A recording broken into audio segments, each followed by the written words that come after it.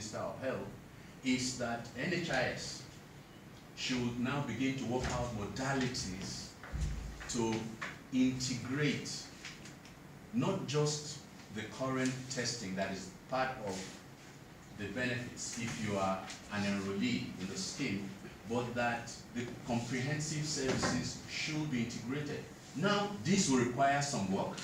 It will require a lot of work because at present, most of those that are enrolled are, federal government workers and a few states. We need to expand coverage of health insurance such that when the actuarials and calculations are done, the amount of money that you need to add to your current premium will be insignificant because it's about pooling.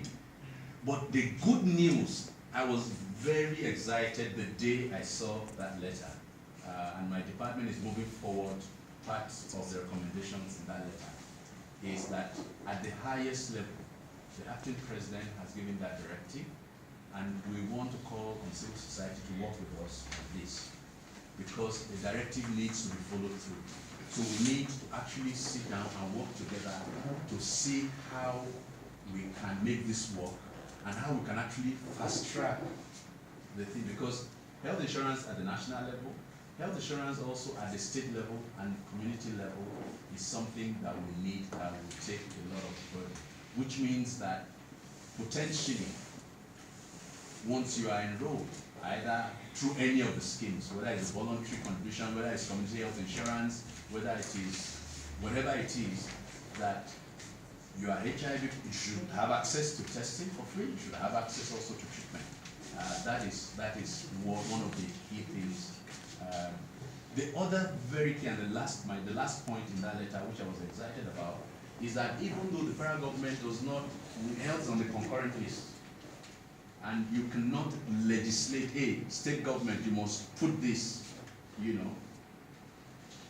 that letter, we are, the federal government also encouraging states to put a small percentage of the allocation specifically for HIV, because we have an opportunity to end HIV, especially with the test and treat movement, which we're looking at now. So these are the efforts that are called, but we need to go beyond the plan to actual implementation, and we would like all stakeholders, including people living with HIV, the national body, the youth wing, the women, all the administration.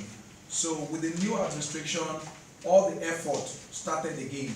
As we're talking here, there are states, SACA, including NACA, including SASCA. If you go to their offices, there's no light, yes, because the allocation is not released. And I don't know what response can be active and proactive in darkness. You cannot work with the power of darkness when simple office work cannot be done. So it is not enough that we always advocate for budget, and it's been documented in the pages of newspaper and in the national budget documents, pile up in thousands of copies, and eventually insignificant amount is being released. There's little or nothing that could be achieved with those efforts. So we feel that the past administration already have learned for 16 years that HIV should be an investment, is a public health concern, yes, and it should be something that everybody should invest on. And they are gradually seeing the need to domesticate and go on with the intervention of Abia and Taraba. We appreciate that with the effort of NACA, Abia and Taraba was not kicked out totally from this present administration. There are human beings in Abia and Taraba, over 60,000. The initial projection was 50,000 people. However, now it's about 60,000. What that means is that today there are people infected with HIV. As we're living here, there are people dying of HIV. And we wanted to close the gap to say nobody should be left behind. And if you want to do that, like the Honorable Minister and the Nigerian government, including NACA, has adopted the test and start, meaning that we need to triple the investment that we previously had as of 2014. However, that is not happening, because I will tell you that NACA got the highest allocation from the federal government of Nigeria in 2014 and 15. Not anymore, not in this time, because we are always going to the National Assembly as if we are beggars. We are going to beg to say, please, Nigerian government, take care of your people. Some of us living with HIV, we are taxpayers. The little work we do, our tax is being deducted, and we contribute our taxes to the state and federal government of Nigeria. However, our antiretroviral therapy is being supplied by taxpayers' money of other countries. It is not dignified enough. You take your pill, it's with the help of taxpayers' money in other countries, and you are paying your tax to your own government. So we feel that that change in government has really gave a lot of headache to NACA and all stakeholders to start lecturing the new administration all over again. And we think we cannot win this war if the media are not standing to put a lot of pressure and help to sensitize. Because we know if we cry from our in-house, they may not be able to listen. But on a daily basis, they flip on the pages of newspaper and they listen to the media and they read from you guys. You can do a lot of work to help sensitize them that this is not about politics. You don't play politics with the life of human being. You don't play politics with them, people that need to be on life-saving therapy. And I will tell you in the past that without access to antiretroviral therapy, people develop AIDS. A lot of people drop dead and die on the street. People die in the shrine, in the church, looking for cure and all that. But that has reduced because there's access to antiretroviral therapy. But we need to close that gap to ensure that everyone has access. And then we should be able to stand to make projection and make budgetary allocation available that if American government says it is American first and Nigerian maybe secondary, so what would Nigerian government be doing? We should say Nigerian first by investing in Nigeria to ensure that when people living with HIV have access to antiretroviral therapy, it prolongs our lives and it helps to add up our productivity to the labor force, and we also help to enhance the economy of the country. We also increase the GDP of the country, we contribute the tax, and we also make Nigeria productive. But when people are not having access to that, we have a shortfall in labor. Workers who are HIV positive will die. Teachers who are HIV positive will not have access to treatment.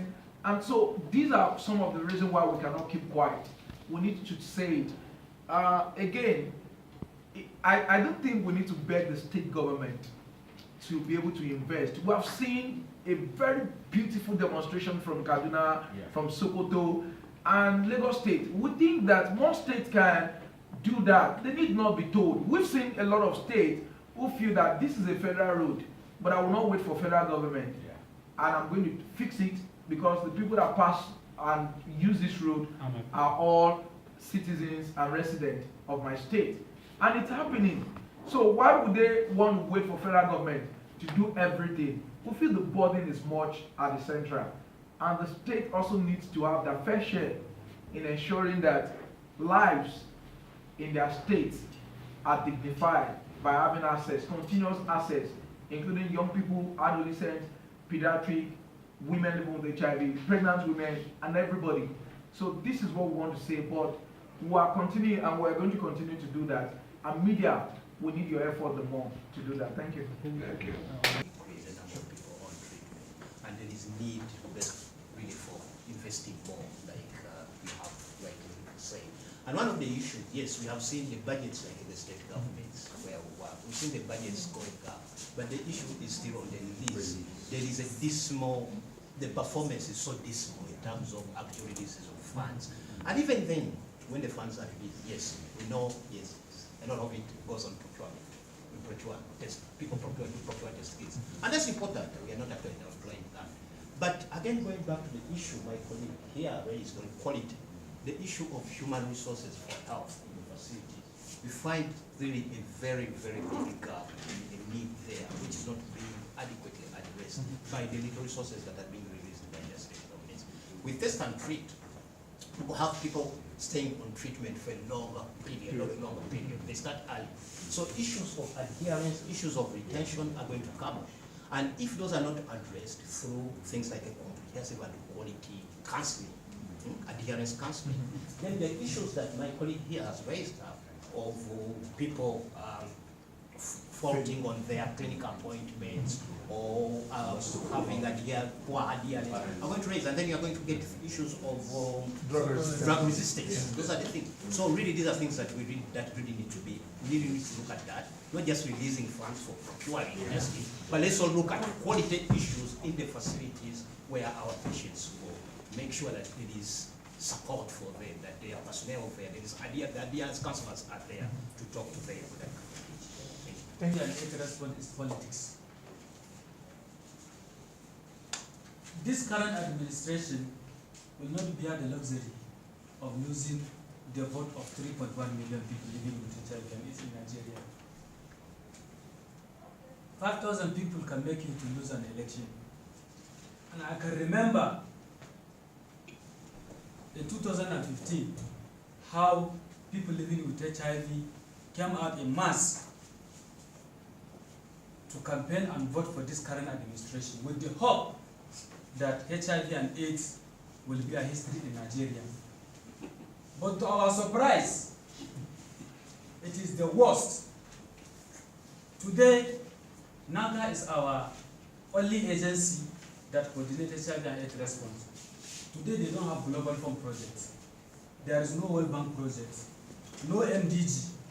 They rely on only federal government allocation. That allocation is not coming. We are in June, right? Or July? July. NACA, I am not sure if they have released any funding from NACA as of this year.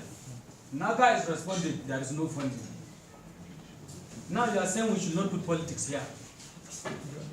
Let this current administration to hear us clearly.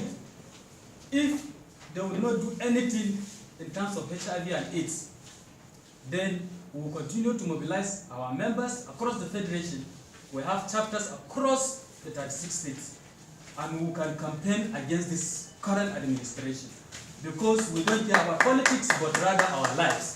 Our lives is important, and we come out, we are also Nigerians. I can remember this procurement, the allocation they are talking about, the reason why they always want to procure test kits, because they are corrupt officials. Let me tell you the plain truth. We are from the states. We know what has been budgeted for HIV and AIDS. We know, but how much has been released? We found out that out of 100%, maybe 5 or 10 has been released. Where is the remaining money? That is the plain truth, the bitter truth. Let me just tell us. So this present administration should wake up and do something urgent to address HIV and AIDS response. It is a pity that this current administration brought out this young gentleman, handsome man from Cambridge. They brought him to Nigeria and hand an agency to him without single kobo. Do they want him to perform magic? He can't do magic to address Nigerian problem, something that he has not been part of. Dr. Sani Aliyu has been in London for over 18 years. They brought him to address Nigerian problem. This cannot be possible. This cannot be possible.